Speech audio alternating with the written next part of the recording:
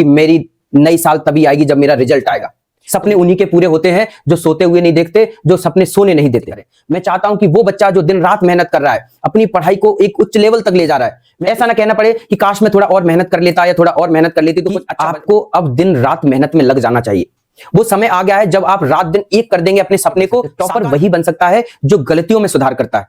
पढ़ना अच्छी बात है, लेकिन गलतियां सुधारना उससे ज्यादा अच्छी बात है। कई बच्चे हिंदी को लाइटली ले लेते हैं और इतने हल्के में ले लेते हैं। टाइम टेबल के हिसाब से जब तक आप नहीं पढ़ोगे आप सफल नहीं हो सकते। आप यदि अच्छा रिजल्ट पाना चाहते हो तो अपना new year new study plan बनाइए। वो कहते हैं ना कि अपने आप पर इतना फोकस कर लो कि जब तक बाहरी लोग आप पे फोकस ना करने लगाए। तो अब ये आपका समय है। आप बर्बाद होना चाहते हैं या सपनों के लिए दिन रात मेहनत करना चाहते हैं? हेलो स्टूडेंट, न्यू ईयर आ गई है। हर बच्चा पूरी तरह से मेहनत कर रहा है और मैं उम्मीद करता हूं कि आप लोग भी मेहनत कर रहे होंगे। नई साल में हर कोई धूमधाम से मना रहा है। कोई घर पे दोस्तों के साथ, फ्रेंड्स के साथ, और फटाके फोड़ रहे हैं, बाहर घूमने जा रहे हैं। लेकिन जो बच्चा मेहनत करने वाला है, जो अपने भविष्य की सोच रहा है, वो आज यहीं बैठ के मेहनत कर रहा है। वो वीडियो देख रहा है, वो ये पढ़ाई कर रहा है, वो सब्जेक्ट का एक एक चैप्टर कवर कर रहा है, वो रिवीजन कर रहा है। वो ये ठान के बैठा है कि मेरी नई साल तभी आएगी जब मेरा रिजल्ट आएगा। तो मैं भी यही चाहता हूं कि आप सब कुछ छोड़ दीजिए।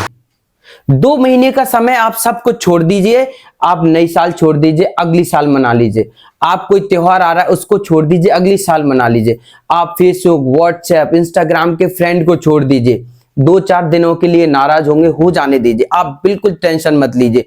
लेकिन वो बच्चा जब ये देखेगा कि उसने जब फ्रेंडशिप तोड़ी थी तो उसने कुछ कर दिखाया, उसने कुछ कर दिखाया अपने घर के लिए, उसने खुद के लिए। जो सपना देखा था उस सपने को साकार कर दिखाया। सपने उन्हीं के पूरे होते हैं जो सोते हुए नहीं देखते, जो सपने सोने नहीं देते। आप मेहनत में लग जाइए। और मैंने आज ये new year new study plan, ये उन बच्चों के लिए है जिनका सिलेबस कंप्लीट हो गया है, उन्हें ये समझ नहीं आ रहा है कि अब रिवीजन कैसे करें।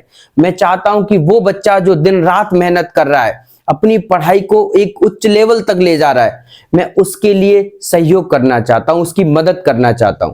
केवल उसे ये बताना चाहता हूं कि आप सही रास्ते पर चल रहे हो। आप अपने और माता पिता का नाम रोशन जरूर करने वाले हो। इसके लिए हमें करना है एक ऐसा स्टडी प्लान बनाना है, एक वैलिड प्लान बनाना है जो आपको एक कदम आगे बढ़ा पाए, आपकी सफलता में 4 चांद लगा पाए। इसके लिए मैंने एक शेड्यूल बनाया है, आपके लिए प्लान बनाया है। इसको 2 हिस्सों में बांट सकते हैं, वो बच्चे जो स्कूल जाते हैं और वो बच्चे जो स्कूल नहीं जाते हैं। और जनवरी के बाद समय ये होता है कि स्कूल जाना बंद कर देते हैं और स्कूल वाले भी छुट्टियां कर देते हैं। तो ये प्लान सभी के लिए वैलिड रहेगा। तो new year new plan for study class 10th और बोर्ड क्लास के लिए। तो बोर्ड क्लास के बच्चों के लिए वो मैं प्लान बता रहा हूं और आप सब लोग अपने सर्कमस्टेंसेस, जितनी आपकी व्यवस्था उसके अकॉर्डिंग बनाइए और डेली उस पर प्रैक्टिस करना शुरू कर दीजिए। ये वक्त दोबारा नहीं आएगा। तो जो आपने 10th इस बार कर रहे हो, आप अच्छा कर सकते हो। ऐसा ना कहना पड़े कि काश मैं थोड़ा और मेहनत कर लेता या थोड़ा और मेहनत कर लेती तो कुछ अच्छे परसेंटेज बन जाती। बनेगी उन्हीं की बनेगी जो ये सोच कर बैठे हैं कि नहीं मैं अब कुछ कर दिखाऊंगा। आज जो मेहनत होगी वो मैं कल नहीं, आज का काम आज ही खत्म करूंगा। इसके लिए हमें एक प्लान बनाते हैं। तो हमारा डेली प्लान, हमारे पास 24 आवर्स होते हैं। कितने होते हैं? 24 आवर्स। 24 आवर्स हैं, सुबह 6 से लेकर रात के 6 बजे तक हमारे पास 24 घंटे हैं। इन्हीं 24 घंटों को हमें अपने टाइम में बांट लेना है। मैं ये प्लान उन लोगों के लिए बना रहा हूं जो बच्चे स्कूल नहीं जाते। अब स्कूल नहीं जा रहे हैं वो बच्चे घर पे बैठ के पढ़ेंगे या ट्यूशन में पढ़ेंगे। तो जो बच्चे घर पे बैठ के पढ़ रहे हैं और ट्यूशन जाके ही पढ़ रहे हैं, तो इन दोनों का काम करेगा ये प्लान। तो आप सुबह कम से कम, हर बच्चा अलग अलग समय पे जगता है। कोई 4 बजे जगता होगा, कोई 5 बजे, कोई 6 बजे, 7 बजे। मेरा मानना है कि आपको अब दिन रात मेहनत में लग जाना चाहिए। वो समय आ गया है जब आप रात दिन एक कर देंगे अपने सपने को साकार करने के लिए, तभी वो सपना साकार हो पाएगा। वरना वो सपने देखने वाले तो बहुत गुजर गए, जो बड़े बड़े सपने देखते हैं और सोते रहते हैं।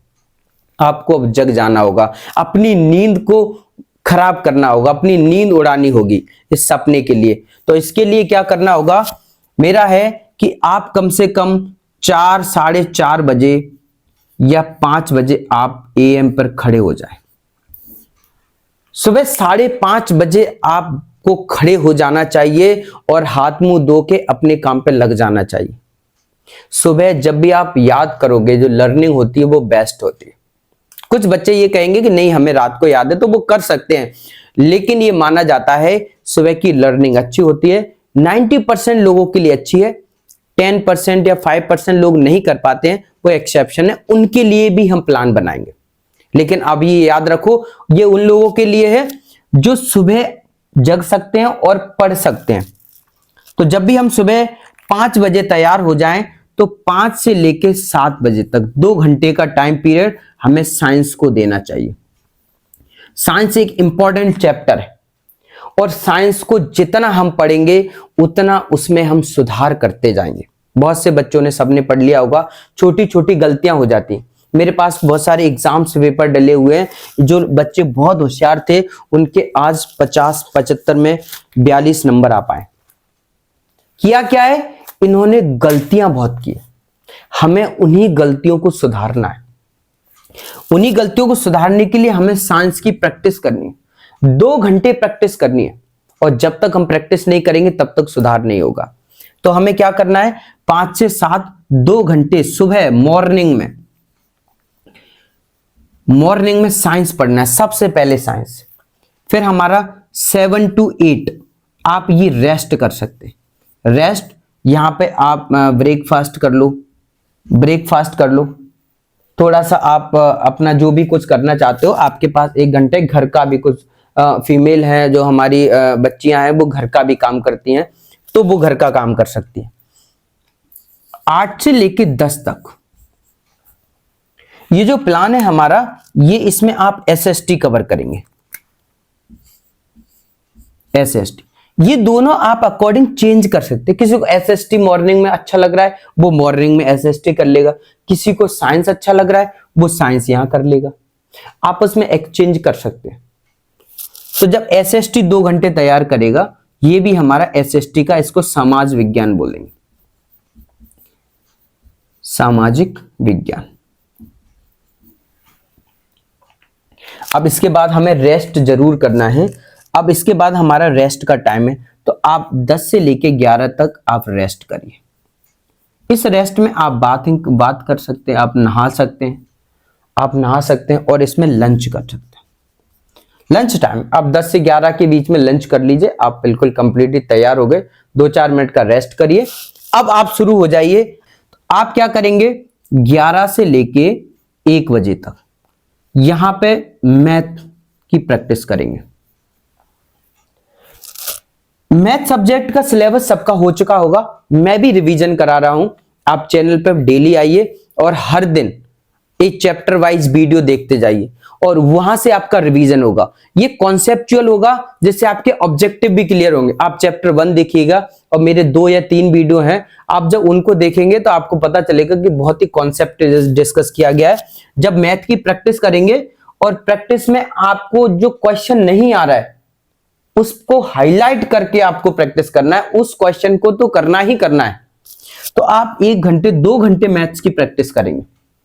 इसके बाद 1 घंटा जो 1 to 2 यहां पे आप इंग्लिश सॉल्व करेंगे। इंग्लिश बहुत ज्यादातर बच्चों को याद हो चुकी है, केवल हमें मिस्टेक्स को ढूंढना है। जो गलतियां हम करते हैं, स्पेलिंग मिस्टेक्स, सेंटेंस मिस्टेक, उनको हमें पकड़ना है। आपको निबंध जो ऐसे है वो याद हो गया होगा, एप्लीकेशन है वो लर्न होगी। आपको ग्रामर की प्रैक्टिस करना है, आपको ग्रामर गलत नहीं होनी चाहिए। इस तरीके से इंग्लिश की प्रैक्टिस करना और उसको लिख कर देखना, बार बार लिखना है, बार बार लिख के देखना है। जो मिस्टेक होती हैं, जो हमसे स्पेलिंग करेक्शन है, उनको सुधार करना है, तभी हम आगे बढ़ सकते हैं। टॉपर वही बन सकता है जो गलतियों में सुधार करता है। टॉपर वह नहीं बनता जो दिन रात पढ़ता है। पढ़ना अच्छी बात है, लेकिन गलतियां सुधारना उससे ज्यादा अच्छी बात है। तो आप गलतियों को सुधारो। तीसरा जो हमारा पॉइंट है, जो बच्चे कोचिंग जाते हैं, जनरली हमारे यहाँ भी और कई जगह कोचिंग 2 to 6 कोचिंग चलती है, ये हमारा कोचिंग का प्लान रहता है। आप कोचिंग जा सकते, किसी का 7 बजे तक होगी, किसी की 1 बजे से हो सकती है, तो ये आप अरेंज कर लो। ये हमारा कोचिंग का है, ये सब जगह कोचिंग का प्लान रहता है 2 से 6, 2 to 6। अब इसमें हमारा इवनिंग में आप 6 से 7 आप अपना डिनर कर सकते हैं, आप खाना खा सकते हैं, आप खाना खा के तैयार हो जाइए शाम को भी। अब शाम को फिर से हमें कमर कसनी है, फिर से पढ़ाई करनी है, जो हमारे सब्जेक्ट रह गए हैं। तो एक सब्जेक्ट इसमें अभी हमारा 7 to 8, 7 से 8 तक हमें पढ़ना है हमारा हिंदी सब्जेक्ट। हिंदी सब्जेक्ट बहुत इंपॉर्टेंट है। हिंदी में कई बच्चे हिंदी को लाइटली ले लेते हैं और इतने हल्के में ले लेते हैं, अरे हिंदी को तो हम 2 दिन पढ़ेंगे। नहीं, हिंदी में भी हमें कुछ जो इंपॉर्टेंट पार्ट है वो पहले से ही लर्न करके रखना चाहिए, पहले से ही लर्न करके रख लो। उसमें क्या है, आप निबंध है, एप्लीकेशन है, क्वेश्चन आंसर्स, ग्रामर वाला पार्ट, ये कुछ पहले से याद करके रखो, जो कि उस समय रिवीजन करने की जरूरत पड़े। किसी के लेखक परिचय, जीवन परिचय, इनको याद करके रखो और इनको बार बार लिखो कि यहां पे कहीं भी मिस्टेक नहीं होनी चाहिए। ये पढ़ाई से भी इंपॉर्टेंट काम है, इस बात को याद रखना। पढ़ाई जितनी होनी थी हो गई, अब वो हमें गलतियां ढूंढना है रिवीजन में, और इस टाइम टेबल के हिसाब से जब तक आप नहीं पढ़ोगे आप सफल नहीं हो सकते, आप अपने सपने को साकार नहीं कर सकते। तो हमें टाइम टेबल से ही पढ़ना होगा, इसको आप अपने हिसाब से जरूर अरेंज करें। अब हमारा नेक्स्ट है 8 to 9, इसमें आप संस्कृत वाला, संस्कृत और किसी के में आईटी होगा, इंफॉर्मेशन टेक्नोलॉजी किसी ने सब्जेक्ट लिया होगा, या फिर संस्कृत होगा। अलग अलग बोर्ड है, कहीं संस्कृत भी है, कहीं आईटी भी है। तो आप 1 घंटे संस्कृत आईटी को दो, इसमें भी निबंध, एप्लीकेशन है, श्लोक है और बहुत कुछ है। इसमें भी जो चीज आपको पहले याद करके रखना है, और साथ में हमें इनकी लिखावट जो राइटिंग है, राइटिंग में भी सुधार करना है, क्योंकि संस्कृत में जो छोटी छोटी मिस्टेक होती है उनसे हमें बचना है। नेक्स्ट हमारा होगा 9 to 10, ये बहुत इंपॉर्टेंट है। ये रीकेप, इसको है हमारा क्विक रिवीजन। क्विक रिवीजन ये बहुत इंपॉर्टेंट है। जो हमने पूरे दिन में सुबह 5 बजे से शाम के 9 बजे तक पढ़ा, उसको क्विक रिवीजन करो। साइंस का, एसएसटी का, इंग्लिश का, हिंदी का, उसको क्विक रिवीजन करो कि कौन कौन सा लाइन मुझे याद है, कौन सा लाइन में भूल गया, कौन सा पॉइंट है जो इंपॉर्टेंट था वो लर्न नहीं है, वो मैं भूल गया। तो क्विक रिवीजन करो। जब हम कल पढ़ेंगे तो उसको अच्छे से एक बार और पढ़ेंगे। तो ये क्विक रिवीजन बहुत जरूरी है। और आप 10 to 5 गो टू बेड, आप सोने चले जाइए। और ये सबसे बेस्ट प्लान रहेगा मेरे हिसाब से। आप यदि अच्छा रिजल्ट पाना चाहते हो तो अपना new year new study plan बनाइए 24 आवर्स का। इस 24 आवर्स में जब तक आप 24 आवर्स का प्लान नहीं बनाएंगे तब तक आपको ये पता नहीं चलेगा कि टाइम कहां वेस्ट हो रहा है। जो टाइम वेस्ट हो रहा है उसका कैसे पता करोगे आप? यहां पे पता चलेगा। यदि टाइम वेस्ट हुआ, आपने मान लीजिए 1 से 2 का टाइम वेस्ट कर दिया, तो आपको पता चल जाएगा कि आज मैंने इंग्लिश में कुछ नहीं पढ़ा। क्यों? कि इंग्लिश का जो 1 बजे से 2 बजे तक का टाइम था वो मैंने वेस्ट कर दिया, पढ़ा नहीं।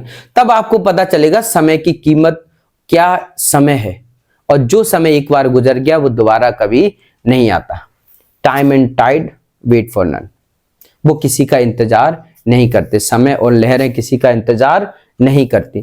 तो इसमें बच्चे को स्कूल जाने की जरूरत नहीं है। जो बच्चा स्कूल नहीं जाना या बंद कर दे, कोई प्राइवेट पढ़ते हैं या कुछ वो बच्चे जो जनवरी से जनरली बंद हो जाते हैं, जनवरी तक बहुत स्कूल जाते हैं, 75 अटेंडेंस हो जाती है, 75%, फिर जाना बंद कर देते हैं। ये उन बच्चों के लिए, मैं ये नहीं कहूंगा कि स्कूल जाना बंद कर दे, नहीं। जो बच्चे स्कूल जा रहे हैं वो स्कूल जा सकते हैं, रेगुलर जाएं, और वो अपने प्लान को शिफ्ट कर सकते हैं। तो ये उन बच्चों के लिए आप अच्छे से नोट करिए। अब मैं थोड़ा उन बच्चों के लिए बताता हूं जो रेगुलर स्कूल जाते हैं। तो स्कूल जाते हैं तो हमें वहां रिवीजन करना है, उन बच्चों के लिए जो स्कूल जा रहे हैं, तो उन्हें भी सुबह मॉर्निंग में सुबह जब भी वो जागते हैं तो यही है कि 5 to 7 वो हमारा साइंस लर्न करेंगे, और 8 to 9, क्योंकि अब स्कूलों का टाइम 9 या 9:30 बजे से हो गया है, सर्दियों का विंटर सीजन चल रहा है हमारा, इसमें हो गया है 9 to 9, इसमें इंग्लिश लर्न करेंगे 1 घंटे में। और ये उनका स्कूल का टाइम है 9 to 2 PM, ये स्कूल का टाइम। तो यही सबसे इंपॉर्टेंट पार्ट है स्कूल वाले में, कि आप जो स्कूल जा रहे हैं स्कूल, तो स्कूल में अपना टाइम वेस्ट नहीं करना है, टाइम पास नहीं करना है।